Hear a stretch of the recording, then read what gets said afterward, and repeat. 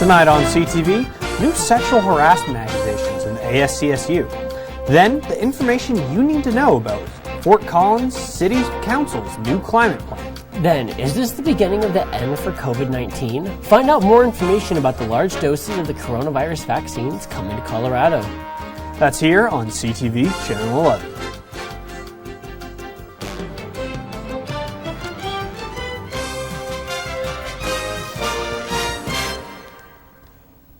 Good evening, Rams. I am Weston Hubbard. And I'm Kenneth Frederick.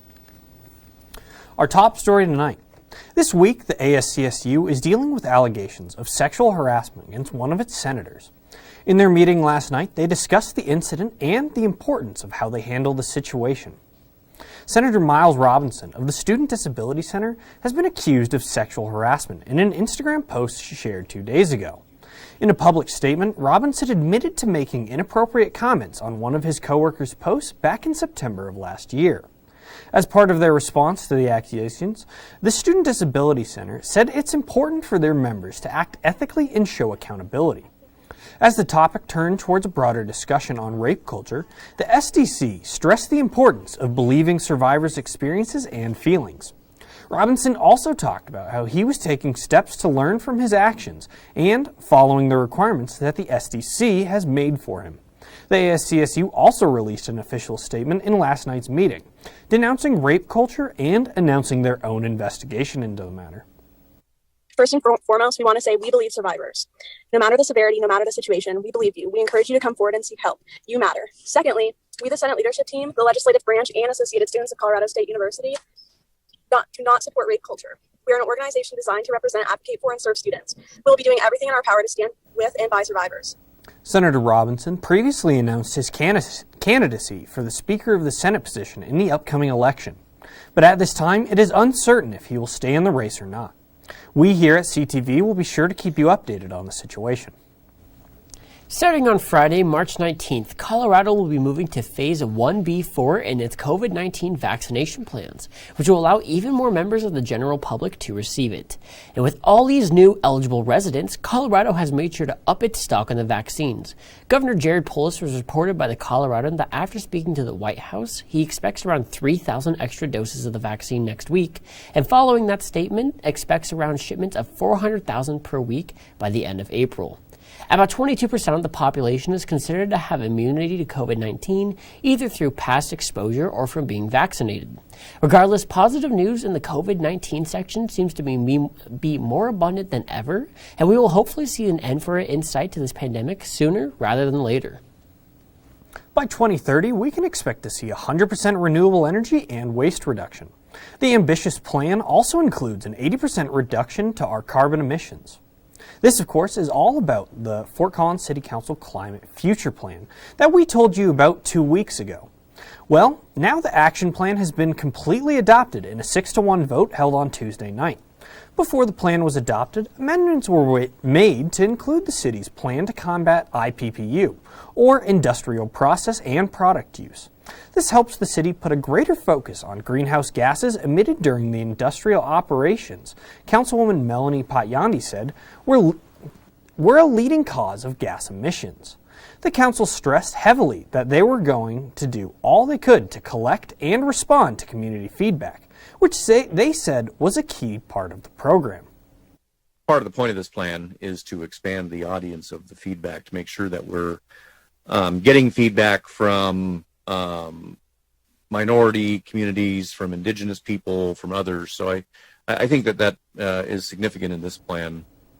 The plan will also include a 2-year review cycle, which they will take in community feedback and look at the goals being set for 2030.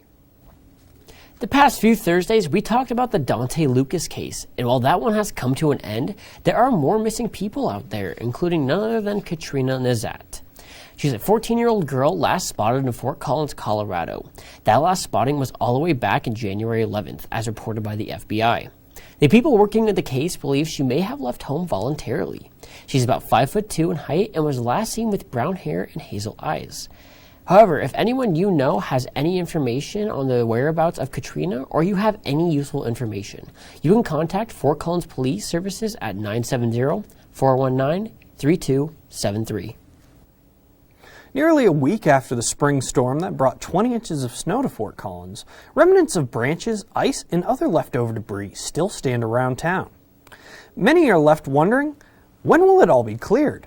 The city did release a statement on Tuesday via Facebook stating, quote, "The street department is experiencing a significant amount of calls and is working to address issues as quickly as possible," end quote. As of Wednesday, 65% of all residential streets were cleared, and Thursday morning, crews finished cleaning the remaining roads. However, city sidewalks in the downtown areas will take additional amounts of time, beginning Wednesday night. The city has asked that you only call the street department in a case of an emergency. Man, the snow was terrifying. It absolutely was just such a weird experience, so I'm glad that it's, dying down. No, absolutely. I completely hate the cold. I cannot wait for warmer weather. Oh, me too. Certain land uses of gas and oil have been put to a temporary halt as of Tuesday, March 16th until Thursday, April 15th. This halt comes after a vote for permission from 3 commissioners of 3-0 passed as the county is trying to revise certain regulations and rules that have been set in place. Some citizens want the regulations to be stricter, citing areas of poor air quality in certain areas and other environmental concerns that they need to feel be addressed before the use of gas and oil can continue. As of now, a complete decision has yet to be reached, but as we mentioned, they do have until April 15th to come to a conclusion. State auditors have made heavy criticism against Colorado's Labor Department for its mishandling tracking of unemployment payouts. The problem started with the sudden increase of 1,500% in unemployment claims due to the pandemic. That caused a backlog in the recordings of how much had been owed to state residents. This led to a huge overspending problem. The Department of Labor estimated there were $2.1 billion worth of overpayments in the 2020 fiscal year. Auditors, however, railed against the department's estimate due to their poor records and procedures. The auditors estimate that it was a little closer to $600 million, but they said that even that number wasn't for sure. To fix the issue going forward, the Department of Labor has promised to implement all of the auditors' suggestions and increase its accounting staff by this time of next year. That was a great news segment. Stick around, Rams, because we have your local weather with Morgan Gardner up next. That's here on CTV.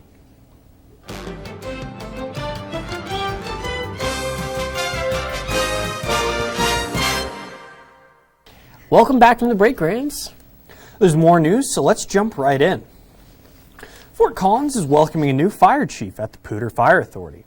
After more than 12 years as chief of the Rockford Fire Department, Derek Bergeston has accepted this new position. Bergeston worked at the Rockford team for 27 years and stated, quote, "The Rockford Fire Department is a large part of my family, and saying goodbye to this department and its people will be extremely difficult," end quote. In January of 2020, he was named Fire Chief of the Year by the Illinois Fire Chief Association. His last day with the Rockford Department will be on May 7th of 2021. The date for when he will start his new position here in Fort Collins, however, has not been released. However, we'll continue to update you as we receive more information. Continuing on news about the Poudre, last week we talked about the Poudre School District's decision to put kids back into school, to the dismay of some students. However, another controversy has arisen as the school district is to continue only doing limited busing options despite bringing all students back into school. According to the Colorado School District spokesperson, Madeline Noblet said that there were 2 main reasons as to why busing would not return to normal. Mainly that being that bus driver shortages are there, as well as the following health protocols. Parents worry about the situation and what picking up and dropping off students will look like with a higher amount of parents there and the traffic. But as of now, it does not look like Poudre School District has any plans to change this decision. But now we go to Samantha Medley to hear about how a former CSU football stadium, Hughes Stadium, has made its way onto the ballot. Thanks, Weston. The Fort Collins municipal election is right around the corner, and one of the issues on the ballot is over what to do with the former Hughes Stadium property. There's so much passion about this particular issue, and as shown by the one person who showed up on the other side, it is not just on those that are for this, but I think that there's passion all around it. I don't think anyone will have too much trouble finding it on the ballot. because it'll be pretty obvious that that's what people are voting on. The original plan was to turn this historic stadium into a neighborhood consisting of approximately 462 homes, as well as 172 apartments. But an opposition group called Paths came together and raised over 8,000 signatures to get this issue on the ballot back in November of 2020. The goal of Paths is to keep the area an open space for sustainability purposes. So the PAS organization was sort of a formalization that was put in place in part to launch the ballot measure. So it was sort of a formalization to initiate the ballot measure and sort of give an identity to the organization. Fort Collins residents will be able to vote on this issue during the election on April 6th. Back to you, Weston. Thanks for all that info, Samantha. We do appreciate it. Last week, we covered a man by the name of Nate Washam who suffered from a rare disease triggered by COVID-19 called HLH. His friends and family organized him a blood drive that would take donations of all kind in order to help those suffering from the disease as well as other illnesses. The original date was this past Saturday, the 13th of March. However, due to complications with the weather, the event was postponed until Friday, April 2nd from 9:30 a.m. to 5 p.m. at the same location, the UC Health Garth England Blood Center. Hopefully, Mr. Washam, as well as others affected by this disease, can get some help and support that they very much need. In the next few months, new and independent commissions will be working to reconstruct the congressional and legislative districts here in Colorado. The new format will include an even number of Democratic, Republican, and unaffiliated members, totaling 12 commissioners. However, the requirements allowing someone to be voted in are very strict, as both political insiders and lobbyists are not allowed to be members, as well as other rules that are set in place to keep the team non-biased. According to Amanda Gonzalez, the executive director of the Colorado Common Cause, quote, "This is the first time that officially regular people have control of the process, and they'll be picking their politicians, not the other way around." Well, Rams, that is all the news that we have for you tonight. But stick around. We got the second season of The Blitz with Cameron Evig here on CTV Channel 11.